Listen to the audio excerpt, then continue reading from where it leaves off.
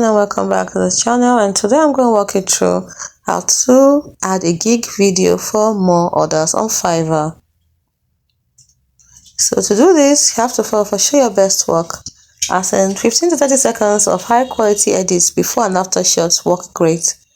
The second thing to do is hook fast. Grab attention in the first 3 seconds. For example, struggling with boring videos, I'll make them pop.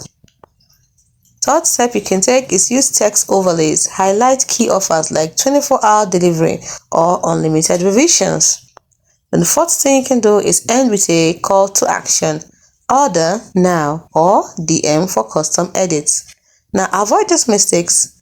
Long videos, keep it under 1 minute. Fiverr recommends 15 to 30 seconds. Second thing you should avoid is poor quality. Grainy footage or bad audio equals lost trust.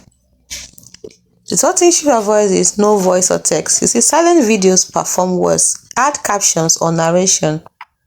The next one, ignoring mobile. 60% of buyers use mobile. Test how it looks on phones. So pro tip, film your screen while editing to showcase skills. Use Loom or Premiere Pro. A great gig video equals 40% more orders. It's as simple as that. Hope you found this video helpful.